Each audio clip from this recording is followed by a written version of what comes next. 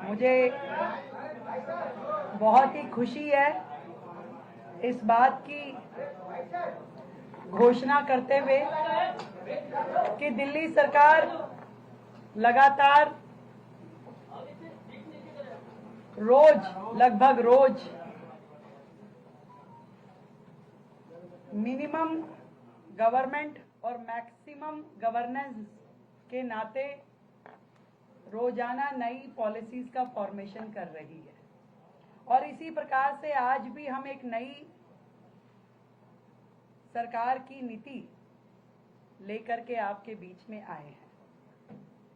हम सब जानते हैं कि सावन माह में कावड़ यात्री जाते भी हैं और उसके बाद में वापस आते हैं, और ये इतना बड़ा एक धार्मिक उत्सव रहता है जिसके लिए पूरी दिल्ली सजती है और तैयार होती है। अनेकों संस्थाएं इसमें लग करके हजारों कावड़ यात्री जो दिल्ली में आते हैं उनका स्वागत करती है, उनकी सेवा करती है।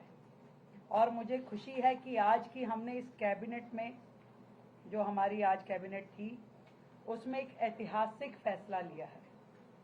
वर्षों से कावड़ियों की सेवा देने के नाम पे पिछली सरकारों ने इस पूरी कार्य को भ्रष्टाचार का अड्डा बना दिया था। पूरी की पूरी दिल्ली में टेंट की सेवा देंगे, बाकी चीजें करेंगे, इस नाम से टेंडर किए जाते थे और मात्र 2 या 3 लोग पूरी दिल्ली के वो टेंडर उठा लेते थे और उसके बाद वो सब लेटिंग कर देते थे। कई बार तो संस्थाओं को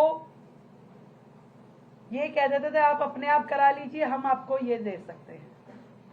यानी कि सरकार खर्चती थी 500 रुपए और नीचे जो लाभ था वो 100 रुपए का भी नहीं पहुंचता था। इस प्रकार की स्थितियां थी और इस पूरे आयोजन में करोड़ों रुपए खर्च किए जाते थे सरकार के द्वारा। जनता तक वो लाभ पहुंचता नहीं था, सरकारें खर्चती थी, जाता कहां था? ये बहुत बड़ा प्रश्न है। अभी भी जब हमने कावड़ यात्रियों की उन समितियों को बुलाया और उनसे चर्चा करी कि आपको क्या क्या समस्याएं आती है, तो उन्होंने बताया कि आखिरी दिन तक भी टेंट लग नहीं पाते थे। वाटर प्रूफिंग टेंट लगने में समय लगता था क्योंकि सरकार टेंडर करती थी, वो उठते नहीं थे या वो कम रेट पे जाते थे। और पूरे उस प्रोसेस में जो कावड़ समितियां होती थी वो इंतजार करती रहती थी कि कब हमें ठेकेदार अलॉट होगा, कब हमारा काम शुरू होगा, कब खत्म होगा। और इस सारे के सारे प्रकरण में वो लोग इतना हैरेस हो जाते थे कि सरकार की जो कावड़ में दी हुई सहायता भी उनके लिए शून्य हो जाती थी। और इस पूरी प्रक्रिया को सुधारने के लिए कभी पिछली सरकारों के द्वारा कोई रिफॉर्म, कोई सजेशन जनता से लिए नहीं गए, कभी उस पर काम किया नहीं गया। मुझे बहुत खुशी है कि उस सारे भ्रष्टाचार को खत्म करते हुए हम लोगों ने तय किया है कि ये जो सभी समितियां कावड़ यात्रा के दौरान शिव भक्तों की सेवा में जुटती हैं, उन्हें अब हम डायरेक्ट बेनिफिट ट्रांसफर करेंगे, जो कि पूरा का पूरा संस्था को सीधा पैसा जाएगा जो हम सहायता राशि दिल्ली सरकार देगी। कोई ठेकेदारी नहीं, कोई किसी को टेंडर नहीं। वो संस्थाएं जो कावड़ के लिए काम करती हैं, शिव भक्तों की सेवा का काम करती हैं, जो रजिस्टर्ड संस्थाएं होंगी वो अप्लाई करेंगी डीएम ऑफिस पे। और वहीं से दूसरी चीज जो हमने की है, सिंगल विंडो सिस्टम, यानी कि जो अलग अलग परमिशंस लेने के लिए उनको यहां वहां दौड़ना पड़ता था, अब सीधा सीधा आपको एक ही जगह पे हमारे सभी 11 डीएम ऑफिसेज में सभी प्रकार की नो ऑब्जेक्शन परमिशन आपको वहीं की वहीं मात्र 72 घंटे के अंतराल पे मिलेगी। एक बहुत बड़ी सुविधा सिंगल विंडो की डीएम ऑफिसेस पे उन्हें दी जाएगी। और पहले हमने ये भी देखा कि जो बिलिंग होती थी वो सालों तक पेंडिंग रहती थी, यानी कि आज की डेट में भी पिछले 3-4 साल के कावड़ कैंप के दौरान हुए खर्चों के बिल सरकार में सबमिट नहीं हुए, उनकी पेमेंट्स आज तक भी पेंडिंग है। अफसर बदल गया, लोग बदल गए, सरकारें बदल गई, आज जो कुछ भी वो कहेगा वेंडर कि मेरा तो इतना खर्चा है, वो एलिजिबल है वो खर्चा वहां से उठाने के लिए। हमने वो सारी दुकानदारी बंद करी और तय किया है कि जो भी हम पैसा देंगे उसकी हमने कैटेगरी बनाई है। 4 कैटेगरी में ये सारा का सारा काम होगा, और जिसमें कम से कम 50,000 रुपए और अधिकतम 10 लाख रुपए की राशि दी जाएगी, जो कि टेंटिंग एरिया के ऊपर और कितने दिन वो संस्था अपना कैंप लगाती है उसके ऊपर वो चलेगा। यानी कि कावड़ शिविर का साइज कितने दिन चलेगा उसको 4 कैटेगरी में हमने विभाजित किया है, और हम इसको पूरी तरीके से 50% पेमेंट पहले देंगे और 50% पेमेंट कार्यक्रम होने के बाद, जो कि तयशुदा लिमिट में 3 महीने के अंदर अंदर ये पूरा अकाउंट क्लोज करना होगा। पीछे समिति को अपने यूटिलाइजेशन सर्टिफिकेट और बिल जमा कराने होंगे, और सरकार को 3 महीने के से पहले पेमेंट करके सारे अकाउंट्स क्लियर करने होंगे, ताकि उससे आगे वो चीजें पेंडिंग जोन में ना जाएं और उसमें किसी भी तरह की कंफ्यूजन या भूलेखा ना हो।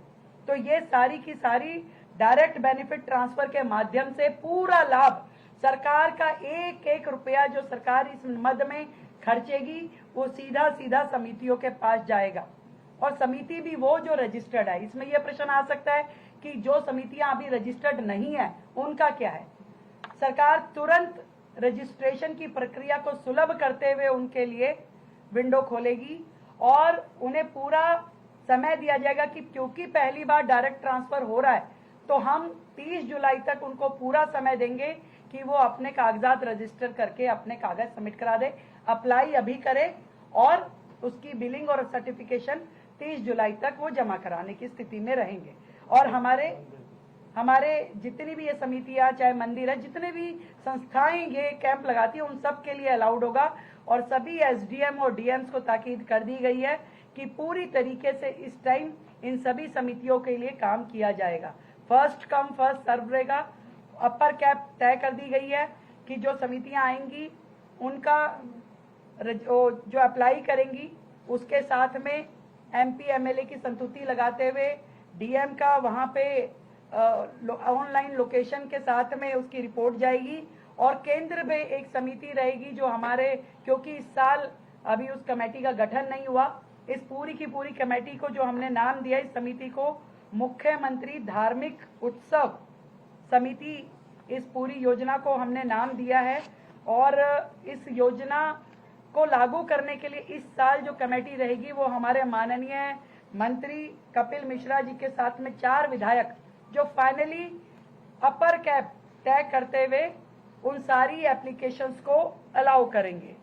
इसमें जो है वो सारी सुविधाएं जो इन कावड़ कैंपों को मिलनी चाहिए, चाहे मेडिकल की है, डॉक्टर प्रोवाइड करने की, बेहतरीन टॉयलेट ब्लॉक देने की, पानी की सुविधा, टैंकर की सुविधा, सैनिटेशन की, सिक्योरिटी की, ये सारी की सारी दिल्ली सरकार के द्वारा दी जाएगी। और एक बहुत और जो बेहतर और जो डिमांड थी हमारी कावड़ समितियों की, बिजली, इस बार सरकार ने तय किया है कि ये सभी कावड़ समितियों को पूरी तरीके से बिजली जो है सरकार के द्वारा दी जाएगी, और इसकी अपर लिमिट 1200 यूनिट रहेगी, क्योंकि हमने पूरा चेक करा लिया। पिछली बार जितने भी बड़े से बड़े कैंप भी लगे 1000 यूनिट से ज्यादा किसी की उपयोग में नहीं आई, तो हमने 1200 यूनिट तक का पूरा खर्चा जो है सरकार स्वयं वहन करेगी। बिजली पूरी तरीके से सरकार के द्वारा उन्हें दी जाएगी। और इसमें जो ट्रैफिक की समस्या आती थी, जो सुरक्षा की समस्या आती थी, उसके लिए भी पूरी एजेंसीज के साथ बैठ के, पुलिस प्रशासन के साथ बैठ के पूरी तरीके से सुरक्षित माहौल देते हुए, ना तो कावड़ ये जो पैदल चलते हैं उनको दिक्कत आनी चाहिए और ना उनके कारण से कोई ट्रैफिक जैम होना चाहिए, इसके ऊपर भी पूरी कंप्लीट कर ली गई है पूरा का पूरा काम। हमारे सिविल डिफेंस के वॉलेंटियर, हमारे होम गार्ड के वॉलेंटियर, ये सारे के सारे इन सभी कावड़ कैंपों में जाकर के अपनी सेवाएं प्रदान करेंगे। और इसके अलावा भी मैं ये बताना चाहूंगी कि ये जो रजिस्ट्रेशन की प्रक्रिया है इसको बहुत ही सुलभ कर दिया गया है, ताकि सभी संस्थाएं अपने आप को रजिस्ट्रेशन कराएं और इस सरकार की योजना का लाभ ले सके। किसी भी तरीके की कोई उनको दिक्कत नहीं आनी चाहिए।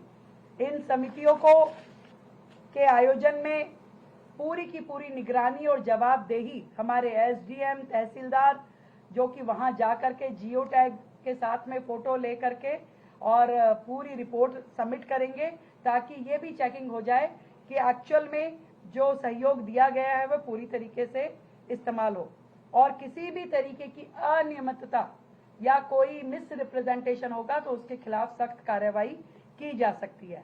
और इतना कह सकती हूँ कि कावड़ यात्रा जो है वो सिर्फ एक धार्मिक आयोजन नहीं है, ये हम सबका एक सेवा, समर्पण और सामाजिक सहभागिता का पर्व है। और सरकार चाहती है कि सभी शिव भक्तों को दिल्ली में सम्मान, सुविधा और सुरक्षा मिले। दिल्ली सरकार इस वर्ष न केवल इस यात्रा को भव्य, व्यवस्थित और पारदर्शी बनाएगी, परंतु स्वयं भी जा करके हम इन सभी यात्रियों का दिल्ली के बॉर्डर्स पे स्वागत करेंगे, अभिनंदन करेंगे।